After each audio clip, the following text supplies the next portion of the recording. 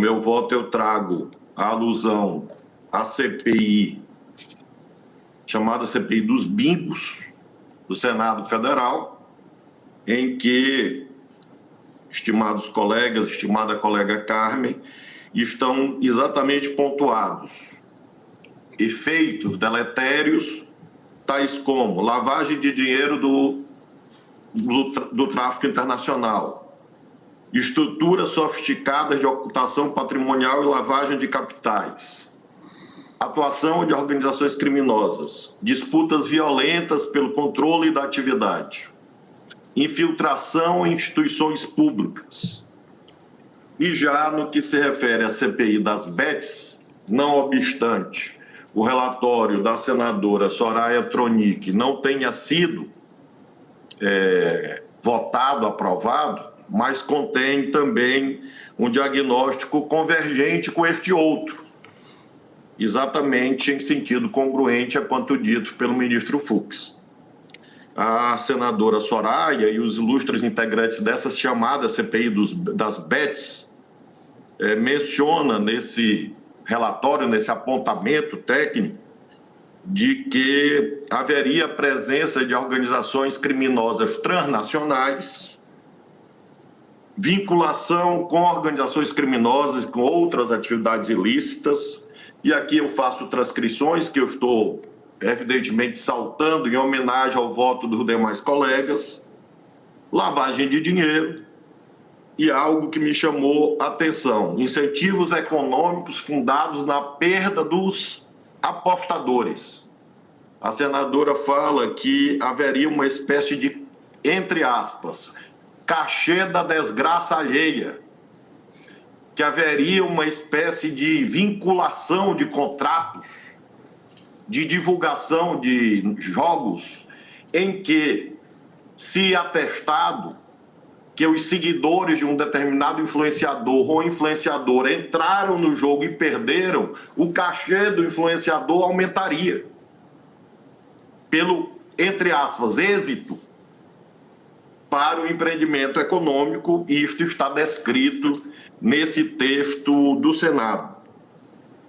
Leio, abre aspas, chama atenção uma prática contratual denominada cachê da desgraça alheia, a partir da qual influenciadores digitais são remunerados pelos agentes de apostas com base do valor perdido pelos seus seguidores, convertidos em apostadores. Menciona-se o caso específico de uma influenciadora que ganharia 30% do montante perdido pelos apostadores por elas captados junto aos seus seguidores. E esse relatório prossegue nesta senda a descrever esse itinerário horrendo, mencionando danos sociais e as repercussões para a economia nacional.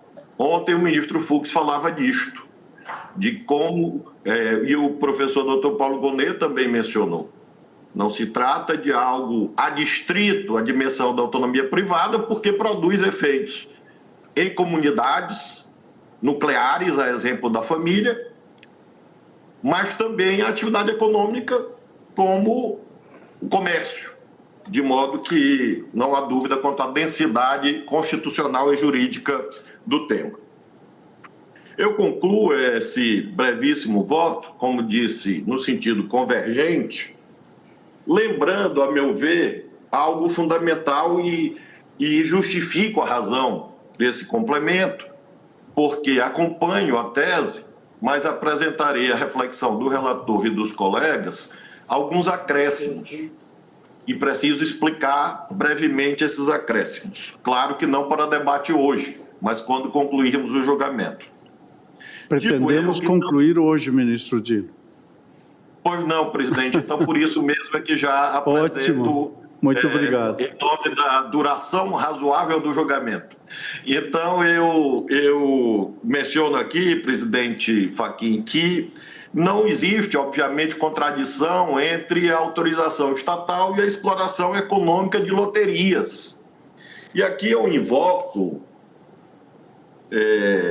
uma curiosidade dessas arqueologias jurídicas que nós temos que fazer, que o Decreto-Lei 204, de 67, ainda em vigor, que é uma espécie de lei geral das loterias, no seu preâmbulo, já fixa essa ideia central atinente à salvaguarda da integridade da vida social, direito à saúde, ao tratar sobre os jogos, e menciona algo que eu cito literalmente na proposta de tese que encaminharei em seguida ao relator e a Vossa Excelência, presidente.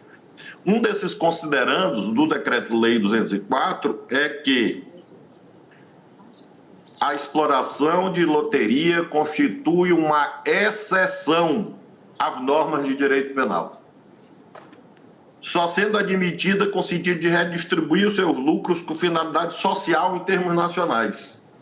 Ou seja, nós precisamos responder a uma aparente contradição material entre, de um lado, corretamente, afirmarmos a validade e a vigência do dispositivo tipificador do jogo de azar com a simultânea atuação de empresas de jogos. E só é possível haver congruência se nós considerarmos que isso se dá no terreno da exceção. E, portanto, quando me refiro à manutenção da contravenção, eu lembro, finalmente, que essa é uma vontade legislativa atual do Congresso Nacional. Depois de apresentar o voto, o ministro Flávio Dino pediu vista do processo e aí a sessão foi para o intervalo.